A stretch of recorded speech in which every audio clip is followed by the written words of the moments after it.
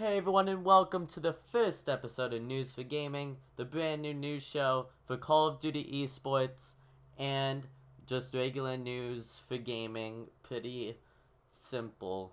So, my first episode, I'm going to be looking into the Call of Duty game Optic vs Luminosity. This was a huge game in the Season 2 finals, even though it's the first day, and it still hasn't even ended.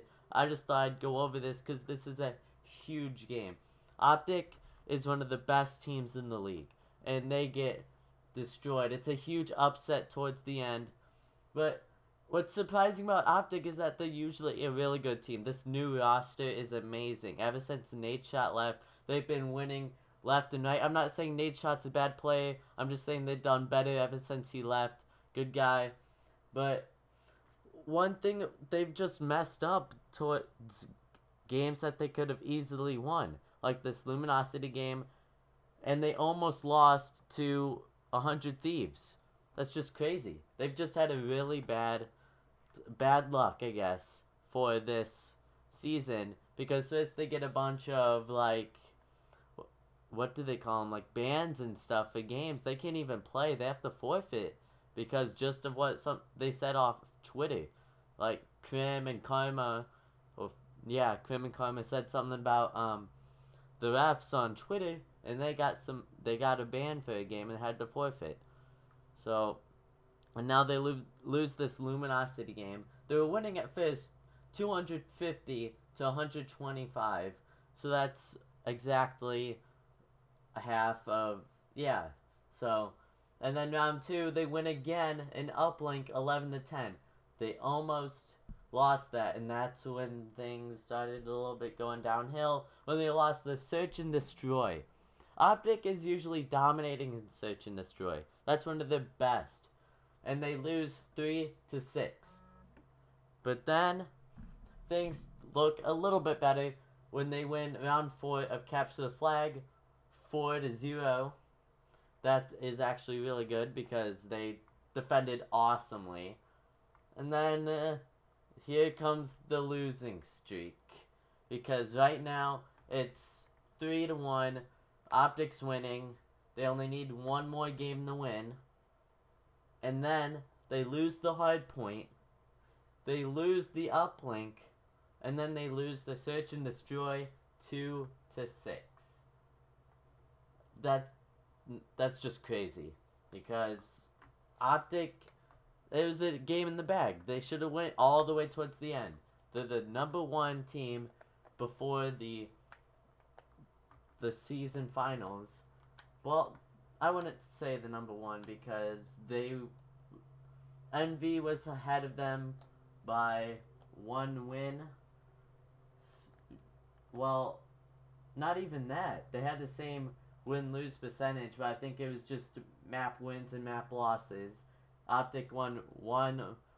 They lost one more map than them, but Optic's just had a really bad luck. And I think they should have been number 1, so I'm gonna call them number 1. I'm not biased. This is just my honest opinion. So don't take that the wrong way. Now I'm gonna go through this. FaZe is number 3. They're usually up there with Optic, which they are, but in the middle of the season, they were actually in like 6th place, which is really surprising for FaZe. They should have been there, which they did get back up, but they lost 3 more than Optic, game-wise, so not map-wise. And then Rise, C9, DT, Luminosity, and H2K weren't really surprising there. They're usually towards the middle. Elevation, Complexity, and then TSM, then 100 Thieves.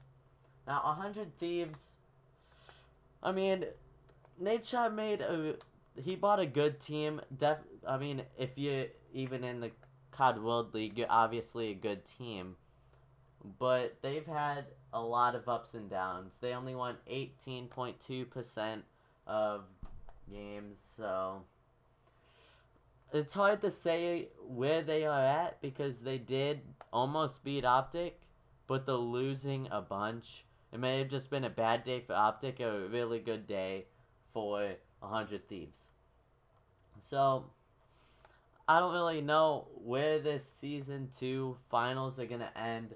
They Optic seem, I think they're already out. Luminosity is definitely gonna go ahead since they did beat Optic. I'm gonna predict them going really far, and then FaZe, they're probably gonna win too. I could probably predict the final as Luminosity vs FaZe. That's my opinion, but yeah.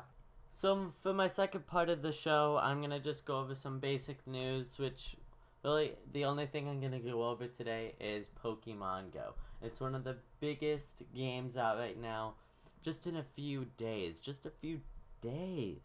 there's been more uses on Pokemon Go than Twitter, one of the biggest social media pages that's been out, and it's been out for a few years, and this is only for a few days. This is one of the biggest growing apps ever.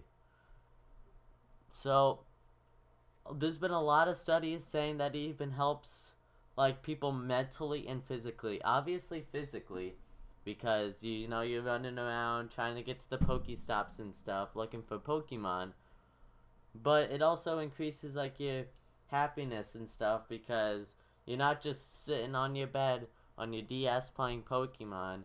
You're actually walking around doing it, which is pretty cool in my opinion. Saying that as a kid, you always like, oh man, I wish Pokemon were real. I wish I could just go around and catch Pokemon. Well, now it's sort of real.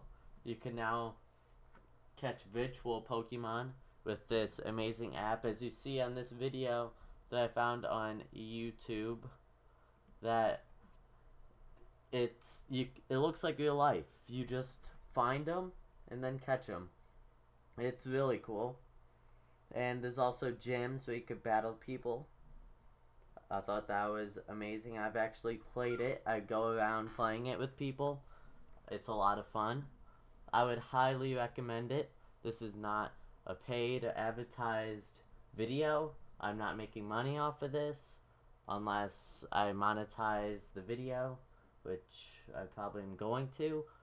But this channel is not meant to be, you know, like drama related. I'm not looking for drama. I'm just doing some real news, not YouTube news. This is gaming news. So, I hope you guys liked the first episode. Twitter will be in description. The website will be in the description. So, hope you guys liked it. Please like and subscribe. Peace out. Hope to make a new video